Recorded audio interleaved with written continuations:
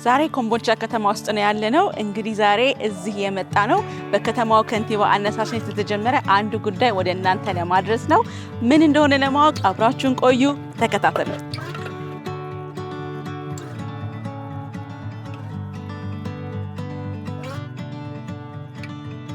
የተመጣጠነ ምግብ አለማግኘት እንደኛ ባሉ ሀገራት ውስጥ ዋነኛ የህብረተሰብ ጤና ችግር መሆኑ ይታወቃል።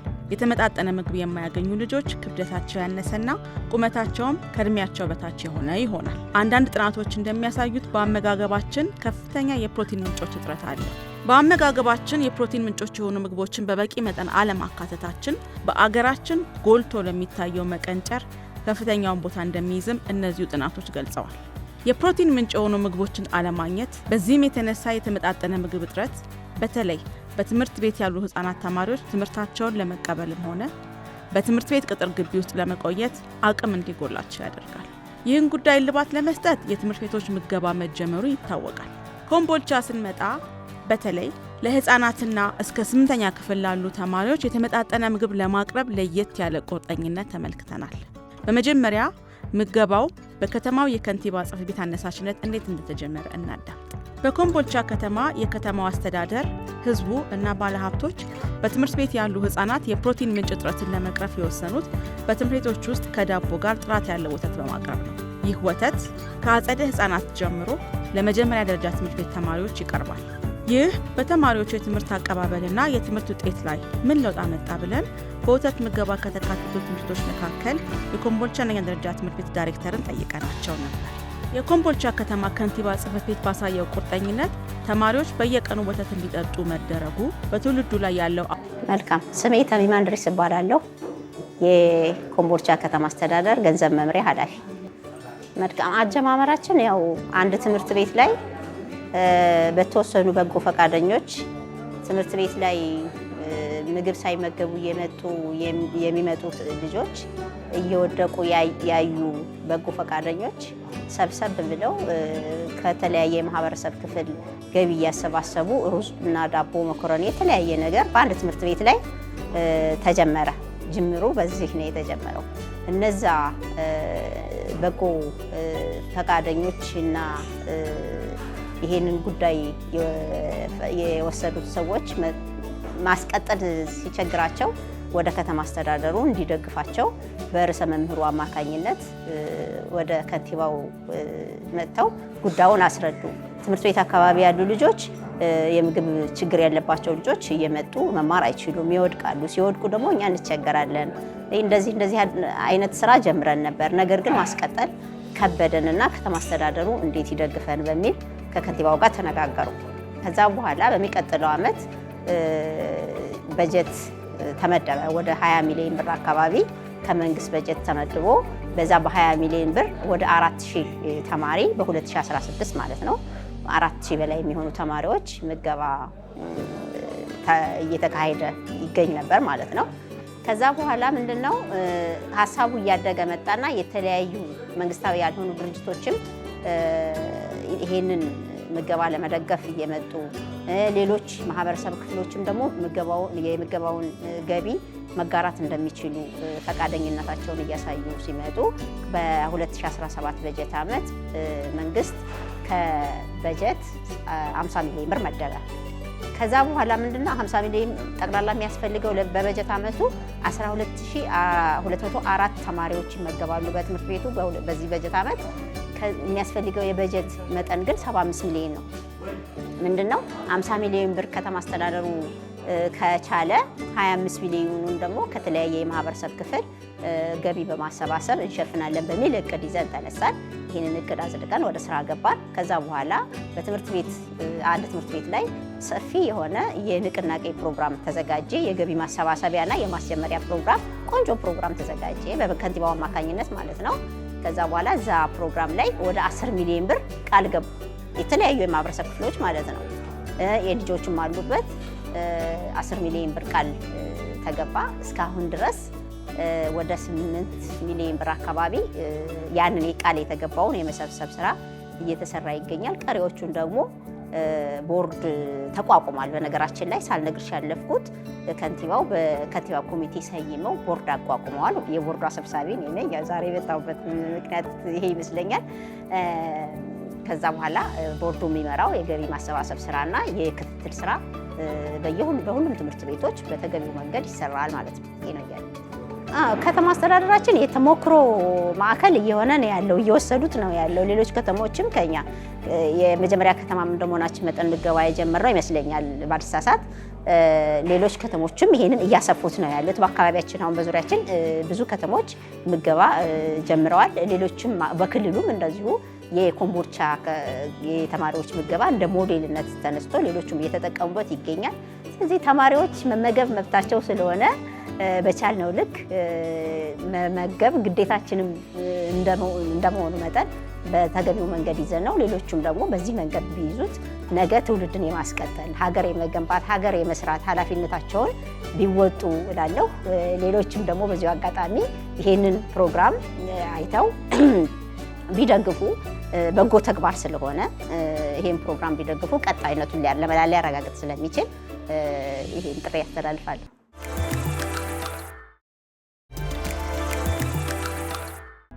በኮምቦልቻ ከተማ የከተማው አስተዳደር ህዝቡ እና ባለሀብቶች በትምህርት ቤት ያሉ ህጻናት የፕሮቲን ምንጭ እጥረትን ለመቅረፍ የወሰኑት በትምህርት ቤቶች ውስጥ ከዳቦ ጋር ጥራት ያለው ወተት በማቅረብ ነው። ይህ ወተት ከአጸደ ህጻናት ጀምሮ ለመጀመሪያ ደረጃ ትምህርት ቤት ተማሪዎች ይቀርባል። ይህ በተማሪዎቹ የትምህርት አቀባበልና የትምህርት ውጤት ላይ ምን ለውጥ አመጣ ብለን በወተት ምገባ ከተካተቱ ትምህርት ቤቶች መካከል የኮምቦልቻ አንደኛ ደረጃ ትምህርት ቤት ዳይሬክተርን ጠይቀናቸው ነበር። የኮምቦልቻ ከተማ ከንቲባ ጽሕፈት ቤት ባሳየው ቁርጠኝነት ተማሪዎች በየቀኑ ወተት እንዲጠጡ መደረጉ በትውልዱ ላይ ያለው አዎንታዊ ተጽዕኖን ከፍ የሚያደርግ መሆኑ እሙን ነው። ወተት ገንቢ ነው። ይህ ጥረትም ትውልድ ይገነባል። በዚህ እንቅስቃሴ በደስታ ከሚሳተፉትና ለትምህርት ቤቶች ወተት ከሚያቀርቡት መካከል ዋነኛ ተሳታፊዎች የሆኑ ሁለት ወንድማማቾችን አነጋግረናል። ወተቱን ለትምህርት ቤት ማቅረብ ብቻ ሳይሆን የከንቲባቸውን ሀሳብ በመደገፍ ወተቱን ለልጆቹ የሚህጡ ሰራተኞችንም የቀጠሩት እነሱ ናቸው። ከነዚህ ወንድማማቾች ጋር በኮምቦልቻ ከተማ በወተት ላሞች እርባታ ላይ ስላላቸው እንቅስቃሴ አንዳንድ ጉዳዮችን አንስተን ነበረ። አብረን እንቆይ። ስሜ አበበ ብርሃኑ ይባላል። የቁጥር 2 አንደኛና አጠቃላይ ደረጃ ትምህርት ቤት ርዕሰ መምህር ነኝ። ያው የምገባ ፕሮግራም የተጀመረው ከ2016 ጀምሮ ነው።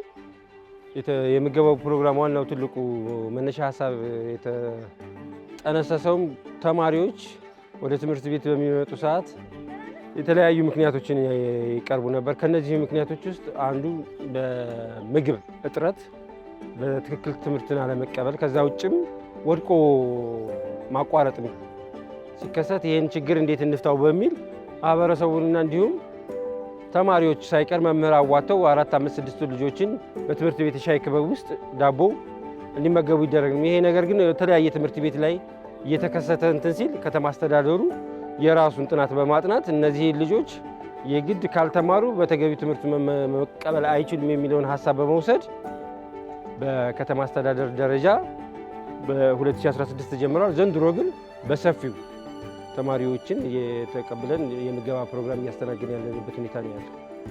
እንደተባለው ያው ከወተት የተጨመረበት ዋናው እንትኑ ከመነሻውም ስንጀምረው ወተት በዳቦ ነው። በትምህርት ቤት ላይ የጀመረ ነው የነበረው ያው የተቆራረጠና ችግሩን ዕለታዊ የመፍታት ነበር። ይሄ በዘላቂነት ቢያንስ ተማሪዎች ከመስከረም ጀምሮ እስከ ሰኔ ድረስ ቁርሳቸውን፣ ምሳቸውን የሚመገቡበትና የከተማ አስተዳደሩም ይህንን ተወያይቶ ከትምህርት መምሪያው ጋራ በጋራ በመስራት ህብረተሰቡን ያሳተፈ ነጋዴዎችን እንዲሁም የትምህርት ባለሙያውንም ባሳተፈ መልኩ ልጆቹ የሚመገቡበት ሁኔታ ተፈጥሯል። ከዚህ አንጻር ወተት መሆኑ በብዙ መልኩ በልጆቹ ላይ በትምህርት አቀባበላቸው የምንበለው ፊዚካል በሆነውም ነገር ላይ የሚታየው ለውጥ የተሻለ ነው። እኔ ከወተት ጋር በተያያዘ የሚነሳው ነገር ዋና የመጀመሪያው እንደተባለው ጥንቃቄው ነው። ጥንቃቄውን በተገቢው ጥንቃቄ ወስዶ ከማቅረብ አንጻር የተሻለ ደረጃ ካለ የኒውትሪሽን መጠኑም ሆነ ወተት የሚሰጠውን ነገር ያው ይታወቃል። ብዙውን የምግብ ክፍሎች የሚይዙትን ነገር ሰብስቦና ጠቅልሎ የያዘ ስለሆነ ይህ ማለት ደግሞ አንድ ልጆቹ በተሻለ ሁኔታ ማግኘት ያለባቸውን ነገር ያገኛሉ የሚል ነገር ነው ያለኝና ይሄ ቢጠቀሙ የተሻለ ነው። ምክንያቱም እንጀራ ምናምን ሌሎቹ ፕሮሰሳቸውን ብዙ ስለሆነ እነዛን ነገሮች ከመጠቀምና አጭር መንገድ ከዛ ውጭ ደግሞ ተጠቃሚነቱንም ሲታይ የተሻለ ስለሚሆን እንደተባለው አማራ ክልል ላይ ጥናትም እንደሚለው የመቀንጨር እንትኑ ከፍተኛ ነው። ያም ይሁንና በተሻለ መቼም ከተማ ከገጠሩ ትንሽ ይሻላል። ያም ቢሆን ግን አሁን ባለው የኑሮ ሁኔታ ሲታይ ምንም ልዩነት የለም ማለት ይቻላል። በተለይ የመንግስት ትምህርት ቤቶች ላይ የሚያስተምረው ህብረተሰብ በኑሮ ከፍተኛ የሆነ ዝቅተኛ ደረጃ ላይ ያለ ነው። ይህ መሆኑ ደግሞ አንድ ተማሪዎች የማቆራረጥ እንትኑን ቀንሶልናል። መመገብ መቻላቸው የምግብ ፍጆታቸውን በተለያየ መልኩ ፌስታል አዙሮ ሊስትሮ ጠርጎ የሚሰሩ ልጆች ምግብን እዚህ በማግኘታቸው በትክክል በሰዓት መጥተው ትምህርታቸውን የመቀበል ክላሱም ውስጥ በተነቃቃና በጥሩ መንፈስ ትምህርታቸውን መቀበል አስችሏቸዋል። ስለዚህ የተሻለ ለውጥ እያየ ነው። ወደፊት ደግሞ ፊዚካሊ ሆነ ሜንታሊ የተሻለ ነገር ይመጣል ብዬ አስባለሁ።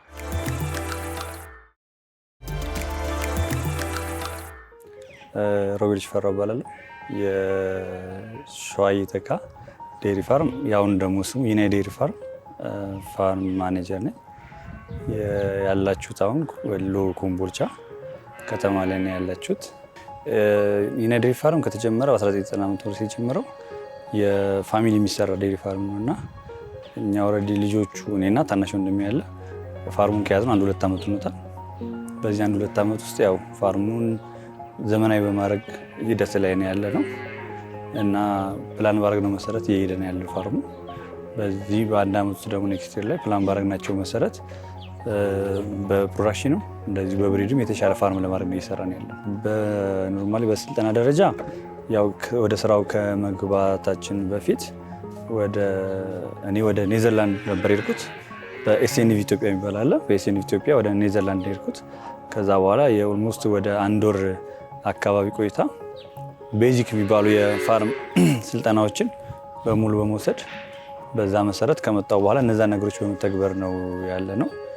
ከዛ ደግሞ አንዳንድ የሚያስቸግሩ ነገሮች አሉ እንዳልኩሽ ፋርም ላይ ያው እንደምጠብቂ ምሳሌ ሰሎ ምሳሌ እንደምጠብቁ ነገሮች አይሄዱ። ያው አንዳንድ ጊዜም ሞትም ይኖራል ምናምን በበሽቶች ሲመጡ፣ ግን አሁን ባለው ነገር ሆሊስቲክ ፍሪጂያኖች ናቸው እኛ ጋር ያሉን። እነሱንም ሴክስ ሴመን በመጠቀም አዲስ ብሪዶችን እያስወለድን ያለ ነው። በዛ መሰረት ፋርሙን በማኔጅመንት ጥሩ አድርገን እየሰራን ያለ ነው። እንደዛ የምናደርግበት ምክንያት ምንድነው? አንደኛ የእድገታቸውን ሁኔታ እንድንከታተል ያደርገናል። በእድገታቸው መሰረት የምንሰጣቸውን ለምሳሌ ከመጀመሪያው ተሳታፊዎች ከ1 ወር እንደሞላቸው የሚወጡበት ፓርት ላይ ያ ማለት የሚሰጣቸው ወተት አለ። በዛ መሰረት ምግባቸው ይለያል። ከዛ ደግሞ ከ4 ወር በኋላ ያሉትን ደግሞ እንደዚሁ ምግባቸውን እንለያለን። እድገታቸውን እንድንከታተል ይረዳናል። ከዛ ደግሞ እስከ ዘር እስከሚሰጣቸው ድረስ ያሉት ደግሞ ለብቻ አድርገን ክትትል ስናደርግላቸው እንዳልኩሽ እነሱንም ለመከታተል እንዲመቸን ነው በግሩፕ የምናደርጋቸው ማለት ነው። የምንሰራው የሕክምና ጉዳይ አብዛኛውን ጊዜ አንደኛ የራሳችን ዶክተር አለን። ከዛ ውጭ ባለው የሚያስፈልገን ነገር ካለ ደግሞ ከመንግስት ላይ የሚሰሩ የግብርና ቢሮ አለ፣ እነሱ ጋር የእንስሳት ቢሮ አለ፣ ከነሱ ጋር እንሰራለን። ከዛ ባለፈ ደግሞ አብዛኛውን ጊዜ ወደምንሰራ ወሎ ዩኒቨርሲቲ አለ። ከወሎ ዩኒቨርሲቲዎች ጋር እንደ ተማሪዎችም እኛ ጋር ፓራን ይሰጣሉ። እኛም ደግሞ በሚያስፈልገን ሰዓት በቂውን ሕክምና ክትባትም ሊሆን ይችላል፣ ኖርማሊ ስልጠናም ሊሆን ይችላል። ለሰራተኞቻችን የሚያስፈልጉ ነገሮች ከነሱ ጋር አብረን እንሰራለን። አንደኛ እንደንትን እየሰራን ያለ ነው አሁን ፍሪ ስቶር በሚለው ነው እስከዛሬ ስንሰራ የነበረ። አሁን ላሞቹ ጋር ማለት ኖርማሊ ያ ታይ ስቶር የሚለው የመታሰር እሱን ነገር እያቆምን አሁን ወደ ፍሪ ስቶር እንድንመጣ ነው የምንፈልገው። በዛ መሰረት ያሉትን ላሞች ነፃ ሆነው እንዳልኩሽ እንደፈለጉ እንዲንቀሳቀሱ፣ እንዲተኙ፣ እንዲበሉ፣ እንዲጠጡ፣ ተነስተው መታለብ ሲፈልጉ ተነስተው እንዲታለቡ እነዛ ነገሮችን ለማድረግ ነው እያሰብን ያለ ነው። አሁን ባለው ነገር ምንድነው ቁጥራቸውን ቀነሰን ትንሽ ፕሮዳክሽን ላይ ሌቭላቸውን ከፍ ማድረግ ነው የፈለግነውና ያው ቁጥር መብዛት ኖርማሊ እግር መጨመር ስለሆነ ብዙ ጥቅም ስለሌለው እሱ ላይ ሳይሆን በትንሽ የላም ብዛት ትልቅ የወተት ካፓሲቲ እንዲጨምር ነው እየሰራን ያለ ነው።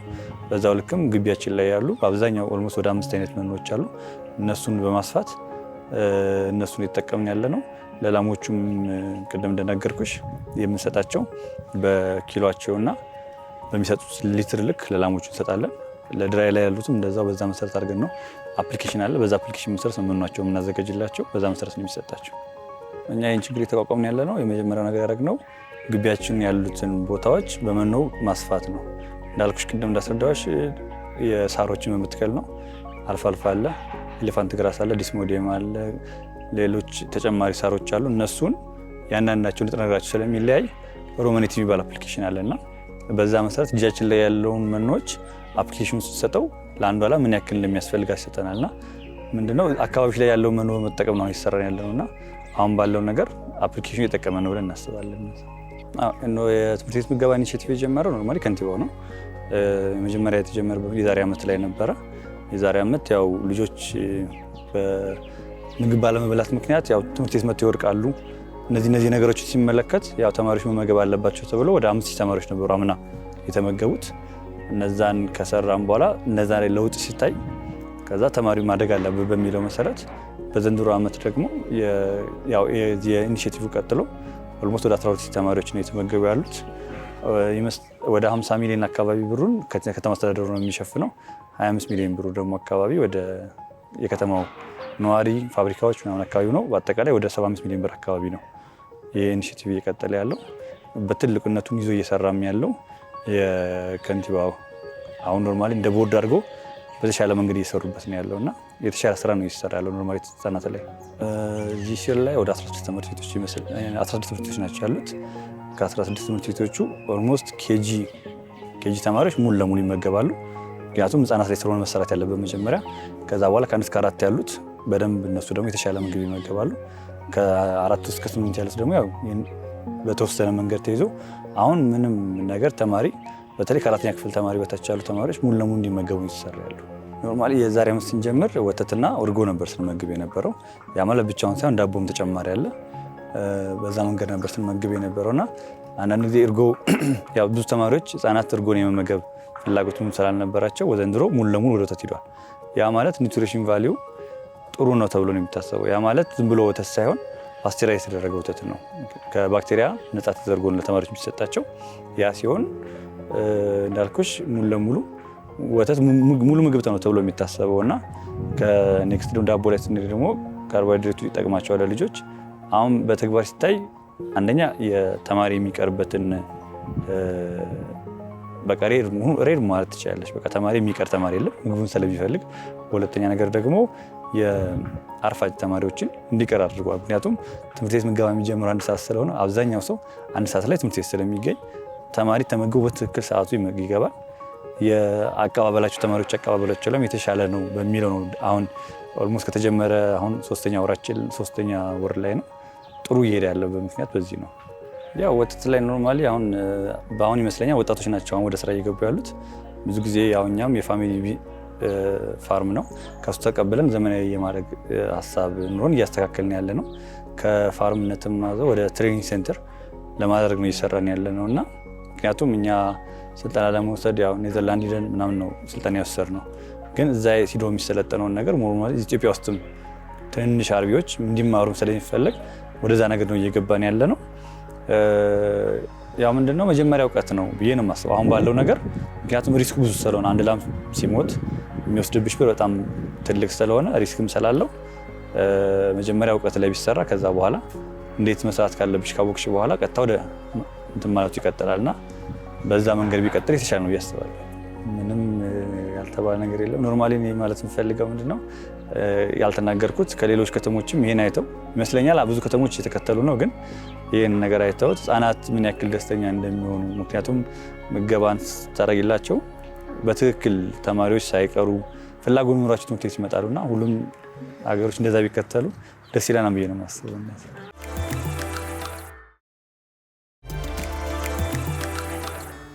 ኤርሚያስ ሽፈራው እባላለሁ። በዚህ ድርጅት ውስጥ ከድሮም ጀምሮ በልጅነት የነበርኩና ከቤተሰቦቻችን ተቀብለን የምሰራ አንዳንድ ማናጀር ነኝ። ከወንድሜ ጋር አብረን የምሰራ ነው። ያው ድርጅቱ ስሙ ሸዋ እየተካ ዴይሪ ፋርም ይባላል። ያው በዚህ ላይ ያለ ነው ስራ ላይ ያው ከነሱ ጋር ጊዜ ማሳለፍ ከድሮ ጀምሮ ከልጅነታችን ጀምሮ የነበርንበትም ስለነበረ ያው ስንኖርም ስንመጣም ከልጅነታችን ያው ስታድግ የሚያየነው ነገር ስለነበረና ያው ልጅነታችንን ስለሚያስታውሰን ፕላስ ደግሞ እነሱም ያው እንደ ልጅም ንጹህ ስለሆኑ ከነሱ ጋር መገናኘትና ከነሱ ጋር ጊዜ ማሳለፍ ያው ደስታ ይፈጥራል። ያው በመጀመሪያ ያው እኛ እድገታችንን በዚህ ላይ ቅድም እንደነገርኩሽ በዚህ ውስጥ ነው እድገታችን የነበረውና ስናድግ የምናየው ነገር ያው ሌላ ያየሽውን ነገር ነው ተከተለሽ የምታድጊው። ለኛ ያው እነሱ ፋሚሊ ጋር እንደማደጋችንም ጭምር ለኛ ያው ከብቶቹም ልክ እንደ ቤተሰቦቻችን ናቸውና እድገታችን እነሱ ጋር ሆኖ እያለ እንደ ስራም ሳይሆን እንደ ሆቢም አድርገን ያደግነውና ያው በእነሱ ስር ማድረግ ያው እነሱ ጋር መምጣት እነሱ ጋር ጊዜ ማሳለፉ እንደ ልጅነትም ስለምትቆጥሪው እና እሱ ጋር ደስታ ስለሚሰጠን ያው እንደ ስራም ብቻም ሳይሆን እድገታችንን ነው እንትን እያደረግን ያለነውና ሞር እነሱ ውስጥ መኖሩ ለኛ ትልቅ ነገር አለው። ቻሌንጁ ያው እንዳልኩሽ ልክ እንደኛ እንደ ቤተሰቦቻችን ናቸውና እነሱ ሲታመሙ ሲሞቱ ምናምን የሚያስጨንቅሽ ነገሮች አሉና ያው ብዙ ጊዜ እነሱ ትንሽ ይጎዱሻል። ምክንያቱም ያው ከቤተሰብሽ እንደሚለይሽ አይነት ስሜት ነው የሚሰማሽና እሱ ነገር ትንሽ ከመጉዳት የተነሳ በደንብ ከዚህ ስራ ደስ የሚለው አንደኛ ያው እነሱ ጤነኛ ሆኖ ማየት ራሱ የሚፈጥርብሽ ስሜት አለ። ጤነኝነታቸውን ሲሆን እነሱ ጋር ሲጫወቱ የምታየው ነገር አለና በጤነኝነታቸው የምታገኘው ከነሱ የምትወስጂው ነገር አለ። ነፃነታቸው ደስ ይላል። አዎ እንደዚህ አይነት ነገር ሞር እንደዚህ የግብርና ስራዎች ሲሰሩ ብዙ ጊዜ ከትርፍ አንፃር አይደለም ወይም ደግሞ የሆነ ቦታ ላይ ያደርሰኛል ብለሽ አይደለም የምትሰሪው። መጀመሪያ ወደሽው መስራት አለብሽ ስራውንና ስራውን ስትወጂው ለስራው ዲሲፕሊን ሲኖርሽና ወደ ስራው በደንብ ሞር በውስጥ በሚገቢበት ሰዓት ራሱ ስራው የሚከፍልሽ ነገር አለና ለሌላውም ሰው ብዬ የምመክረው ነገር ምንድነው ሞር ከውጭ እንደሚታየው አይደለም። ብዙ ቻሌንጅ የሆኑ ነገሮች አሉ ግን ምንድነው እነሱ ወተሽ በመታልፊበት ሰዓት ራሳቸው የቻሉ የሚሰጡ ሽሮአርዶች ይኖራሉና እነሱ ነገሮች ሞር ለሌላውም ብርታት ይሆናል ብዬ አስባለሁ። ያው ከዚህ በፊት የመጡ እኛን ስልጠና የሚሰጡን ድርጅቶች አሉ ላይክ እንደ ኤስኤንቪ ከነሱ ጋር ብዙ ነገር ሰርተናል። ከነሱ መተው የሚያሳዩ ነገሮች አሉ። ሞር ደግሞ ራስሽን ብቁ የምታደርጊባቸው መንገዶች አሉ። ጀስት ያው ኢዚሊ አሁን እጃችን ላይ ብዙ ነገሮች አሉና በነዛ መንገዶች ራሳችንን ብቁ እናደርጋለን። ሲቀጥል ደግሞ ፕራክቲካል የምታያቸው ነገሮች አሉ። እድገትሽ እዚህ ውስጥ ከመሆኑ አንፃር ያው በልምድ ብዙ ነገሮችን ትሰሪያለሽ እና ሞርሱ ትንሽ እኛ ጋር ጊዜያችንን እነሱ ጋር ስለሆነ የፈጠረልን ነገር አለ እና እሱ ነገር ነው እኔ ብቁ ያደረገኝ። ሞር በጣም ጥሩ ነው ቢገቡበት ሞር የተሻለ ነው። አሁን በዚህ ሰዓት አሁን ባለንበት ሀገራችን ባለችበት ሁኔታ ስራው ሞር አሪፍ ነው ስለሽ አሁን በዚህ ሰዓት ካንቺ አልፎ ለሌሎችም ትጠቅሚበታለሽ። ሞር ደግሞ ስራው ውስጥ በደንብ በገባሽ ቁጥር ሀገርም ይጠቅማል። አሁን ካለንበትም አንፃር ብዙ ተፈላጊነት ወተት በተፈላጊነት ያለበት ሁኔታ ላይ ያለነው ለብዙ ህጻናቶች ብዙ አስተዋጽኦ የሚያደርግ ነገር ስለሆነ ሞር ወደዛ ቢገቡ ለነሱ ትልቅ አስተዋጽኦ አለው። ስራውም አሪፍ ነው ግን በዛው ልክ ደግሞ አድካሚም ነው። ለነሱም አድክሞም ደግሞ ጥሩ ውጤት የሚያሳይ ነው። ያው ምንም አይነት ላይፍ ላይ አይደለም እዚህ ላይ ብዙ ባለንበት በምንኖርባቸው ጊዜያቶች ሁሉም ነገር የራሳቸው የሆነ ትዕግስት ይፈልጋሉ። የዚህ ስራ ደግሞ ትልቁ እንትን ውጤቱን ባንዴ የምታየው ነገር አይደለም። በጊዜያዊ ስሩ ፕሮሰስ ስለሆነ የምታያገኛቸው እነሱ ነገሮች ያው ትዕግስት ያስተምሩሻል።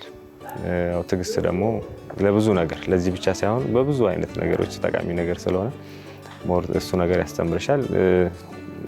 እንደዚህ ነው፣ ሌላም የተለየ ነገር የለውም። ያው ትምህርት ቤት ምገባ አንደኛ ያው እንዳልኩሽ ነው ከብቶቹ ጋር ያለው የነፃነታቸውና ያው ንጹህነታቸው ልጅነትን ያስታውሳል።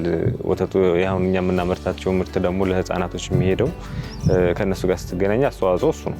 ህፃናቶችን በምትመግቢበት ሰዓት የሚያስደስትሽ ነገር አለና እኛ ያው ትምህርት ቤት ምገባውን ስንጀምር በእኛ ተነሳሽነት ብቻ አይደለም። ያው መንግስት ባመጣው እንትን እሱ በመነሳት ፕላስ ደግሞ የከተማ አስተዳደራችንም ራሱ ትልቅ አስተዋጽኦ አለው። በእኛ ሀሳብ ብቻም ሳይሆን ከተማ አስተዳደራችን ያመጣው ሀሳብ ነው። ከነሱ ጋር በእነሱን በመከተል ነው እየሰራን ያለ ነው። ያው ከተማ አስተዳደራችንም ብዙ አስተዋጽኦ ያደርግልናል በዚህ ዘርፍና የነሱ የረዳን ነገር አለ። ያው ከነሱ ጋር ሆነን ጥሩ ነገር እያደረግን ነው ተስፋ። ያው ማለት የምፈልገው ነገር ምንድነው ስራው ጥሩ ስራ ነው። ከኛ አልፎ ለሌላ መጥቀም የሚችል ስራ ነውና ብዙ ሰዎች ወደዚህ ስራ ቢመጡበት ሞር ተጠቃሚነትን ያተርፋሉ። ያው ትዕግስትንም እንዳልኩሽ ትዕግስት ያስተምራል። ከህይወትም ብዙ የምትማሪባቸው ነገሮች አሉ ከነሱ ጋር ስትሆኝ እና ሞር ለብዙ ሰዎች አድቫይስ የማደርገው ነገር እሱ ነው። ወደዚህ ስራ ቢገቡና ቢጠቀሙበት ሞር የተሻለ ነው።